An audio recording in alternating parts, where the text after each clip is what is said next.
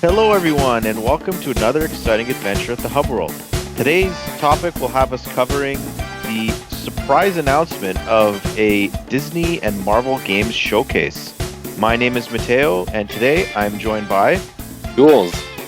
Whether you're joining our adventure from YouTube, Apple Podcasts, Google Podcasts, or Spotify, be sure to give us a like and subscribe. Now, let's get this adventure rolling. So it's been a while since we've both, I guess, recorded an episode and released an episode. Probably closer to 3 weeks by the time this episode's produced and released. But yeah, summer's been crazy. The Hub World crew has gone on a trip and everything is just hectic right now. But we're hoping that maybe come mid-September, the somewhat regular content flow will restart. Bear with us for a little while longer, and things should get back to normal.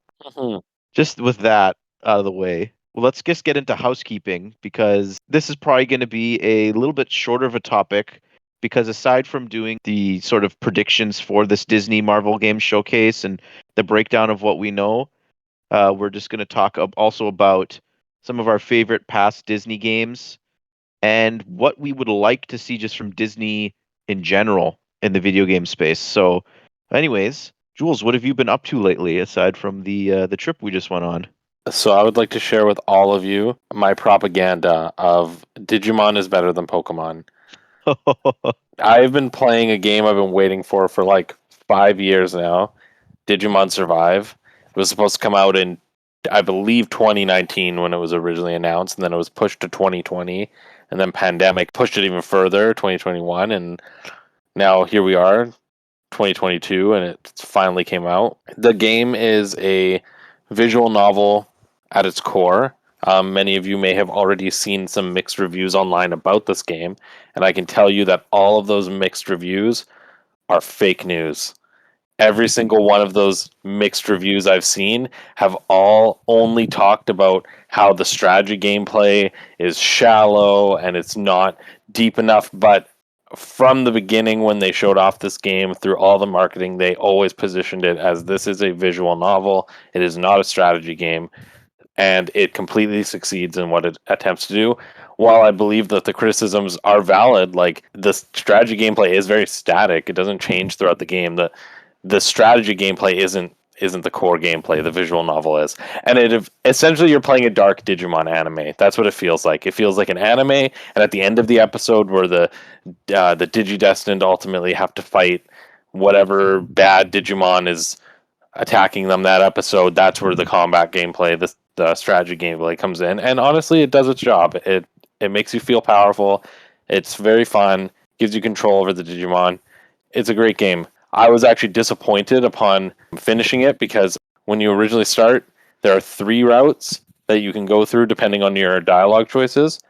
And once you beat the game, you unlock a 4th route, which is like the golden route. I was originally supposed to be going through a particular route, and then I realized that the route I had chosen was resulting in my Agumon not digivolving into Greymon and eventually War Greymon. So I course corrected and went down the route that would get me War Greymon.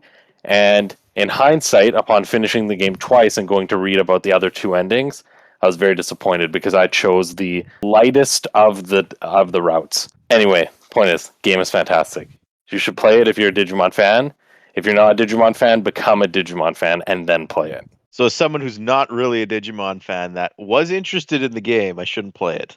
It's very clear that the game is made for Digimon fans. It feels like a mature spin on previous Digimon anime in the sense that a lot of the characters are very reminiscent of the characters in past anime, to the point where like I've seen people online just not even refer to the new characters by their actual names and just refer to them by the names of the anime characters. The Digimon they give you, a large variety of them are either in their rookie forms, like straight up from different anime, or like their later forms are like recognizable Digimon. The villains are recognizable, powerful, evil Digimon from various anime, and there's just like a lot of love and care put into it, while also approaching the visual novel genre of like Danganronpa with that like dark undertone, like, very seriously. Like, they make it very clear, like, very early on that you cannot save everybody.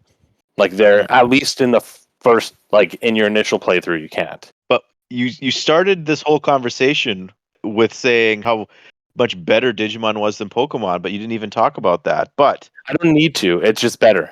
well, but speaking of, I was going to transition into Pokemon because there actually was a Pokemon presentations that we didn't cover because there wasn't really anything substantial shown. It was like all your typical sort of like Pokemon Unite, Pokemon Cafe Mix, all those types of mobile games, and then an update on Scarlet and Violet. And we saw some new Pokemon. We saw everyone's new favorite Pokemon, Fido. Like, I get Fido's cute and all, but I will never use cute Pokemon on my team. But I digress. But yeah, the fact that there's going to be 3 storylines, the sort of thing they say, oh, you can go tackle any gym in any order, but if you actually research it, the gyms don't scale. So even if you can go to them in any order, but it's still going to be somewhat linear. And then also like the fact that you can have Koraidon and Miraidon have the ability to fly, the ability to basically be the bike of the game. So they have that utility, which is really cool. And then the really, in my opinion, dumb battle mechanic that's become standard in every Pokemon game now. Hey, Crystal Hats is great. Crystal Hats. I could just imagine like Pokemon teaming up with like Swarovski crystals and make that you get them to make like a Swarovski set of like Pikachu with the stupid hat that's like tens of thousands of dollars as like these super luxury items. But like that's something I know for a fact that's gonna happen one day. Like if it happens, I will make sure that I called that. And but the one thing I did want to mention is that the leaks are starting to come out. I'm not going to say exactly what leaked, like names or things like that, but people I think have a good idea now of how many Pokemon will be in the game in terms of new Pokemon and like how many of them are 3 stage, how many of them are 2 stage, how many of them like that type of information is leaking out and some specific details as well. So just be aware right now the leaks have already started and the game isn't coming out until November. In terms of what I've been playing lately, it's honestly like I'm in a very weird position because there isn't anything substantial that I'm excited for to play until Splatoon 3 comes out. All of August and most of July, there really hasn't been anything that I really cared to play. Like, yes, Sonic Origins came out, but that was a collection of older Sonic games. And there's a lot of releases that I'm just not interested in. Like, I don't really care for Xenoblade. Like, Digimon Survive is something I might try one day. Klonoa, like that's something I'm buy later. I feel like the year started off so strong and it's just kind of just stalled almost. So I've just been essentially chipping away at a lot of smaller games. We got really into multiverses. Season 1 started the day we were recording, and they just announced that Black Adam and Stripe from Gremlins will be new characters being added in season 1. And as a DC fan, I like seeing DC characters being added to multiverses. And then also, I've been really into Power Wash Simulator. Like, that's the only new game I've played. Like, I was not expecting to get into Power Wash Simulator. I've just heard people talk about it a lot. And as someone who legitimately enjoys power washing, the game is perfect. And it's on Game Pass. I don't have to pay a cent for it. Gino's into Power Wash Simulator. I have some other friends that are into Power Wash Simulator. It's just a great game just to just empty your mind and just clean things. It's surprisingly deep for a simulator game. And I know this sounds like a complete joke, but the game is legitimately fun. And just the joy I get out of cleaning vehicles or power washing a house or like amusement park attractions, like it's really cool. It's really fun. It's a great way just to relax and listen to YouTube and just power wash stuff. Like that's what I like doing with Power Wash Simulator. And then obviously Yu-Gi-Oh! Master Duel is something I'm continually doing, but TV shows also, like I haven't really been watching a lot of TV shows. I haven't been watching a lot of movies. I mean, I can say stuff about that.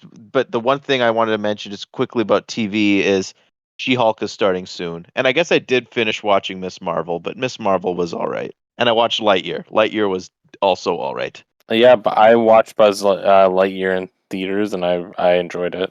Not the best Pixar movie, but still enjoyable. But what I was going to say is I did binge Stranger Things since our last episode. By binge Stranger Things, I don't mean just the atrociously long fourth season. I mean the entire series. And it's an exceptional show. I'm not sure anybody here at the Hub World can say any more than has already been said on the internet for the last 2 months of the show's craze, so I'll leave it at that. Well, I won't say anything about it because I have no motivation and no care to watch Stranger Things at all. So It is very good. You should watch it. The other thing I did want to talk about was Mario Kart. We had a Mario Kart drop yes. in this break. Some 8 pretty solid courses. Got some favorites like Waluigi Pinball and Calamari Desert. Some boring ones like the GBA and SNES ones, as per usual. But this GBA one, the ice one, I forgot the name of it. I think that's actually legitimately good course. There's actually like the SNES ones are always boring, but at least like Cheeseland and this ice one, I think Ring are Road, the Sky yeah. Garden. Yeah, they're doing a good job with them. Don't get me wrong, they're doing a good job with them. I just don't like ice courses in general. But yeah, but I think the most notable thing about Mario Kart, and now we're getting into leak territory, is the fact that they data mine the songs Mm-hmm. for the upcoming tracks, and there's a lot there, and I'm going to let listeners go and look up those. But the only one I want to talk about that I find is super interesting is that next pack we're getting supposedly what is a remake of both Wario Coliseum and Waluigi Stadium from GameCube, but they're spliced into one track, and that is very intriguing to me. I think that would be, instead of being a 3-lap race, that would be a 3-section race. Sort of like how Mount Wario was 3-section. Yeah, especially because Wario Coliseum in the original GameCube was a very, very long course to the point where it only had 2 laps. So I envision that Waluigi Stadium, the entire like one lap of Waluigi Stadium will be one section of the course, and then they'll split up Wario Coliseum into 2 sections, and that will be a 3-section course. That's the way I'm envisioning it. Wario Coliseum, wasn't it like floating above Waluigi Stadium? I don't think it was ever explicitly floating above Waluigi Stadium, but I think that's how they're going to position it. They were definitely very similar in aesthetic, so it makes sense to splice them. But I'm assuming you're either going to start in Waluigi Stadium and then like go up into the Coliseum, or the opposite, where you're going to start in the Coliseum and then eventually go down into the stadium. Other than that, I don't think there's much to mention. So I think we should go on to the main topic. So, in a really strange, pleasant, might I add, change of events, Disney and Marvel are doing their own sort of like digital presentation, sort of akin to a Nintendo Direct, which will focus on video games. And that will be taking place at D23, which is Disney's sort of convention that they do every 2 years in Anaheim, California. And at D23, they talk about all aspects of the Disney company: parks, movies, TV, products, and now video games, which is really awesome. And there's never been a games showcase that they've done before, but they specifically highlighted it's going to be Disney and Marvel games. There's a chance Star Wars will be there, or I guess we know Star Wars will be there, but will Star Wars be substantial?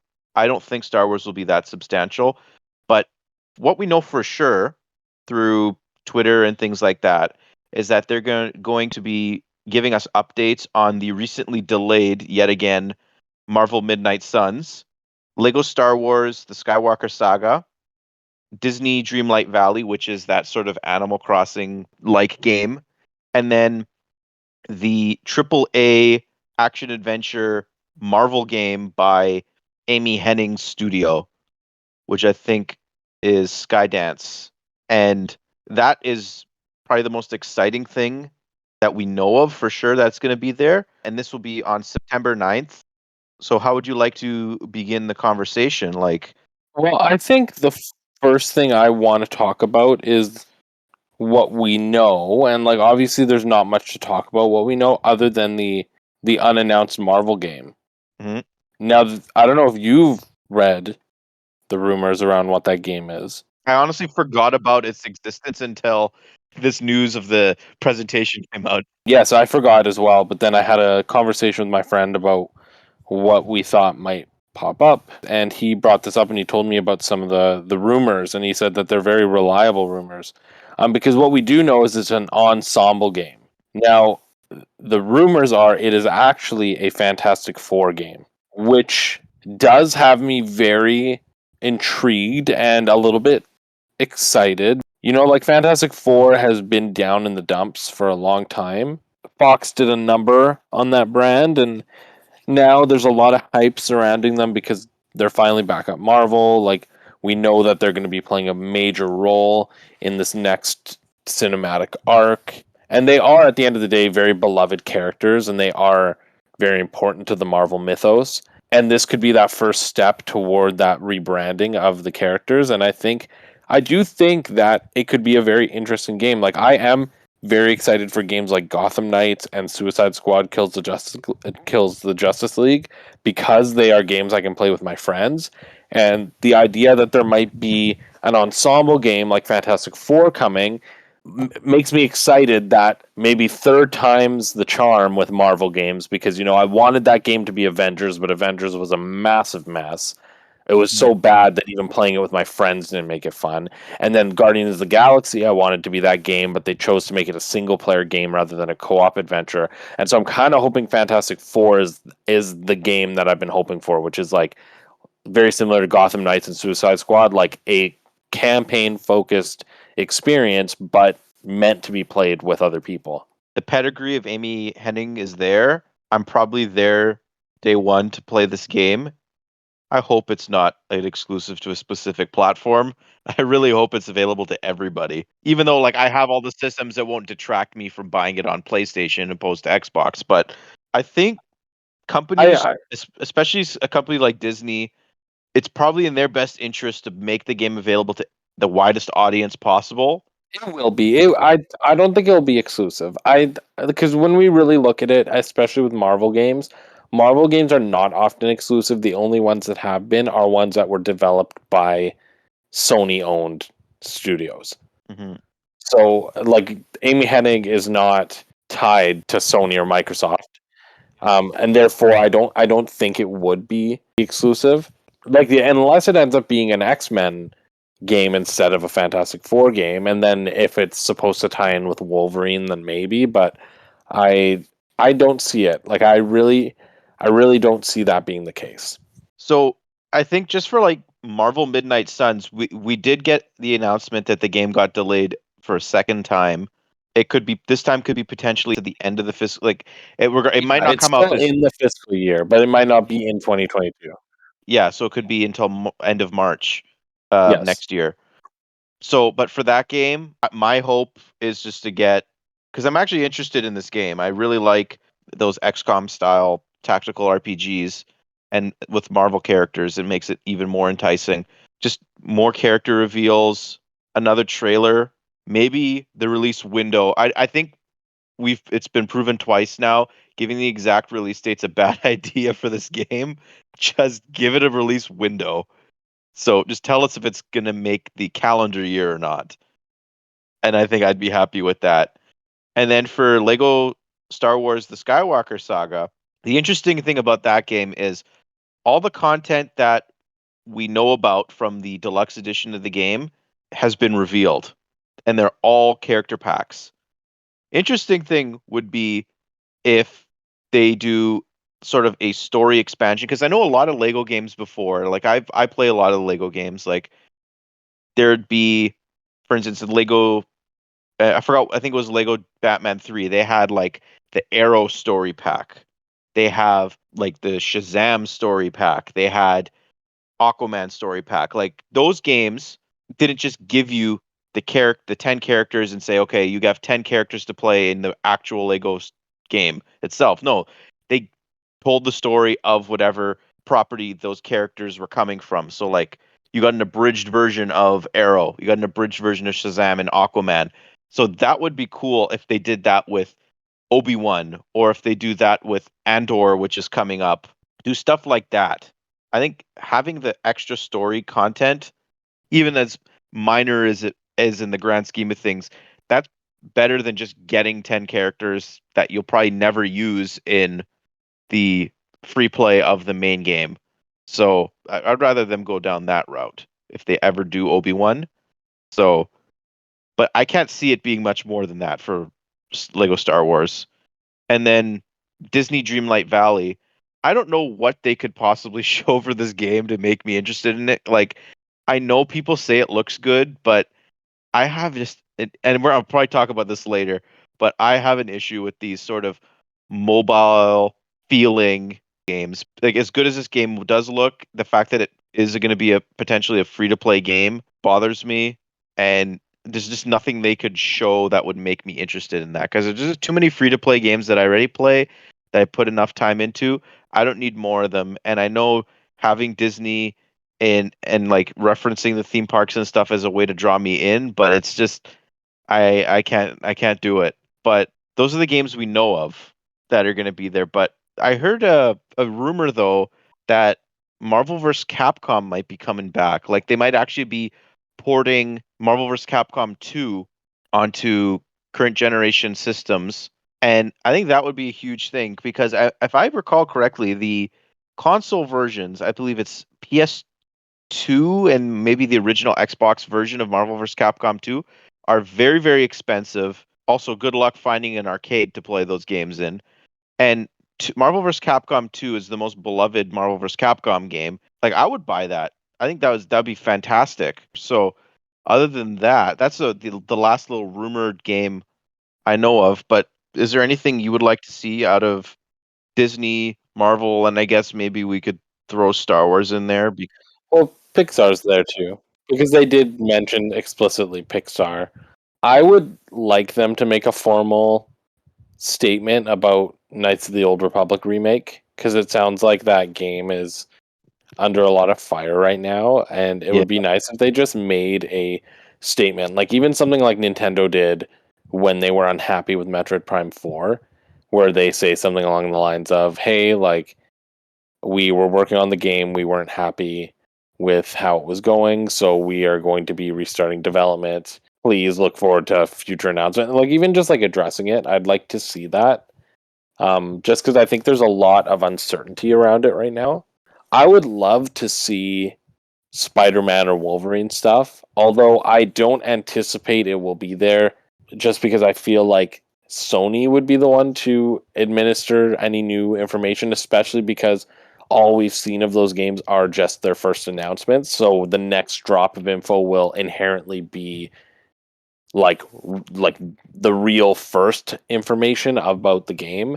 And so it's hard for me to envision that it would happen there. But there's also a rumored PlayStation event happening in the next couple weeks, and so it's very possible that Spider-Man and Wolverine are shown there, and then they give a little bit more at D23 because they did talk about Spider-Man at D23 when the first game was coming out, so it's possible.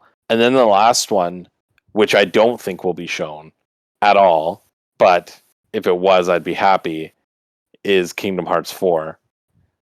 But again, that's most likely not getting shown in the slightest. But again, at D23 back in 2015, after the initial trailer for Kingdom Hearts 3, they did show off the very first snippet of Kingdom Hearts 3 at D23, and it was just concept art of Baymax and Sora together. So it's possible that they do something like that, like say like, hey, by the way, Kingdom Hearts 4 it's the Kingdom Hearts anniversary this year, was announced earlier in the year, like we want to reassure you that Disney worlds will be in the game. Here's some concept art of Sora in Zootopia. I don't know, like something like that. Something really Yeah, small, like just a little snippet of something. I really think it's possible that we'll see Kingdom Hearts. I really do, like, especially because it's the anniversary year. I think there should be something, to be honest with you, because if I recall correctly, there's even like a potential like the Kingdom Hearts like Disney Plus show. If I was a betting man, I would say Kingdom Hearts would be there. But Star Wars wise, obviously I would want Star Wars Jedi Survivor to be there, but I think that is also like sort of someone else's announcement to make. but I think it was a Nintendo Direct last year. I don't remember if it was the partner showcase or it was the actual Nintendo Direct, but they showed a hero-based Star Wars shooter called, I think, Star Wars Hunters. And the game got silently pushed to next year. I think it's a free-to-play game, but it's going to sort of be like an Overwatch type game. And I was always sort of interested in that. Now, I don't expect much, but if it is there, I would want to know, like, okay, are we getting actual Star Wars characters in the game, or is it going to be sort of like a customized character type of thing? But and then also the interesting thing for me would be, what is Disney going to do with their portfolio of older games that haven't been re-released yet? There's a lot of real classic Disney games from the NES, the SNES, the Genesis, even the arcade. Like I could easily see Disney doing another sort of like compilation pack similar to how they did with Aladdin and the Lion King and like with the Disney Afternoon collection. Get all those classic games out there because I really think that all these past games are actually quite good. Like even the NES Mickey and Minnie game, I have fond memories of that game. Jungle Book is really fun. Port Epic Mickey because Epic Mickey was a Wii exclusive. No, no. I love Epic Mickey. I agree with you. So let me share a little aside You for could put y'all. Epic Mickey on Switch easily. No, okay, on Switch, I agree. I agree. Yeah. Port Epic Mickey and Epic Mickey 2 to Switch. I 100% agree. But I was gonna say don't port it to consoles because recently my partner and I decided to play Epic Mickey 2 on PlayStation Plus Collection, and within 10 minutes we had to put it down because that game is designed for motion controls. It is so bad to use a Well, controller with those Epic games. Mickey 2 in general is bad, but Epic Mickey 1 is, I think, low It's key one of my good. It's a favorite good games game. on Wii. No, it is. But that game is designed to have motion controls. I would play Epic Mickey 1 again if it got ported to Switch. I would too. Like Epic Mickey 3. Well, I don't know if they do that. Like the whole shutdown of Disney Interactive, and I feel like Disney kind of signed up for something that they didn't necessarily agree with Epic Mickey. Like they didn't like the direction that the game was going down. I don't think they would do that again. But I do think that is a very good segue though to like what properties we want Disney So to. I had one more before we go into there. Actually, I guess kind of two more things that could pop up that before we get into this, like Disney properties that could show up. That I probably should have mentioned earlier. But one is there's been a rumored Mandalorian game for quite a while, so it's very possible that it shows up there. The other one that I don't think would have come to many people's minds immediately when we were thinking about this that has a very good chance of being shown there is Indiana Jones. Oh yeah, Bethesda's Indiana Jones game. Because they didn't say Star Wars, they said Lucasfilm properties specifically. Like in their press release, they said like focus on games from Lucasfilm, Marvel, and Pixar is what they Yeah. said. So that makes me think the fact that they used Lucasfilm instead of Star Wars that we might get Indiana Jones. I have a feeling with that game, the fact that we didn't see it during Microsoft's conference makes me think that, and it's sad when I think about this, but like it's probably a ways out. It'd probably be like a tie-in with the movie when Indiana Jones 5 comes out. Exactly. But don't you think we're going to get the first Indiana Jones 5 trailer at D23? Maybe they were holding on to it. Yeah, maybe. Yeah, I guess we would see it at D23. It wouldn't be a big trailer, but it'd A be teaser. something. But back to your question. Yeah, yeah. So outside of what we know and like rumors and things like that, what Disney franchise would you hope get a video game adaptation or like a new game? Because I guess like there's been Toy Story games before, but like what would you want in a new Toy Story game? Like if you were to pick Toy Story, something like that. I mean, I think there's only like a handful of properties that I feel I'd want to see done in a game form. I'm more of the kind of like I like the concept of things like Disney Infinity or Disney Mirrorverse, so I'd probably want to see something more like that of like a mashup in some kind of form, whether that be a brawler or like the Disney Kart Racer that's coming out, things like that, or like a party game. But I guess like if I had to choose one, like I'd feel like a Big Hero 6 game would be really fun. I just think Big Hero 6 works in general with a lot of mediums. But I don't know, like personally I don't see a lot of value in Disney and Pixar games aside from doing things like Kingdom Hearts or a Disney Kart Racer or Disney Mirrorverse where like you mash them all up and create something original with it. I think the easiest one, like it seems like everyone's doing it now, is the platform fighter, like make a Smash Bros. Like game. I would love to see that with Disney. I don't think Disney is the type of company that would want to see like Sully punching Mickey Mouse in the face. Like I don't know if they would be down for that. But I do think though Mickey Mouse has been done dirty since Epic Mickey has come out. The fact that Disney's just like constantly giving us mobile puzzle games and free to play games, and like that's basically like all we see with the traditional Disney characters. So not Pixar, not Star Wars, not Marvel. To me, is a huge disservice. Like I would die to have another Mickey Mouse 3D platformer in the vein of Epic Mickey, not in the style of Epic Mickey, but just the gameplay, or like you're in this big world.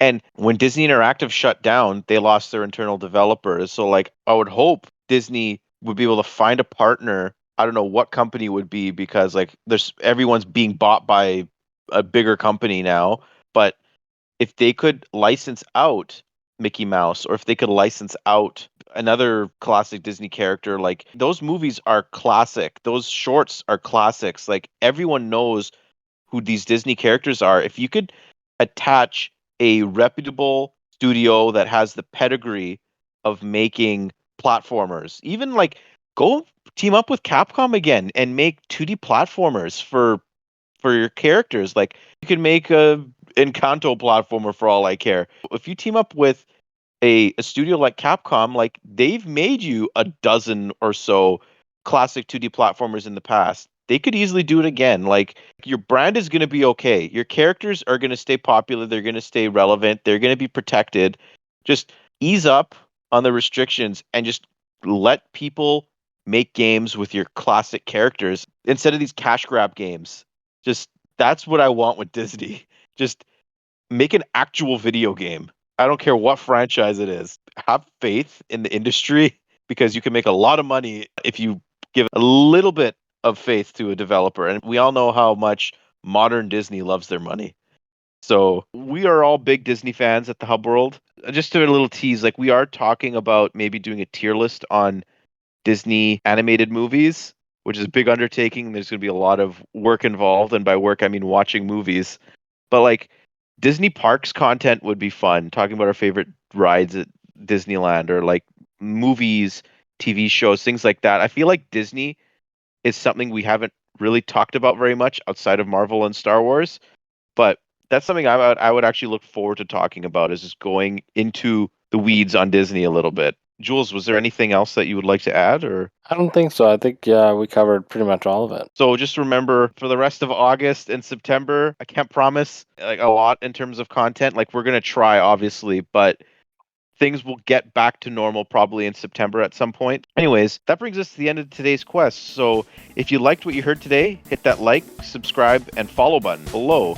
If you want to contribute to the conversation, let us know any ideas for upcoming quests, or share your thoughts in a comment down below. We'll see you next episode. Microsoft, make a new Banjo game. See you later, everyone. Yeah.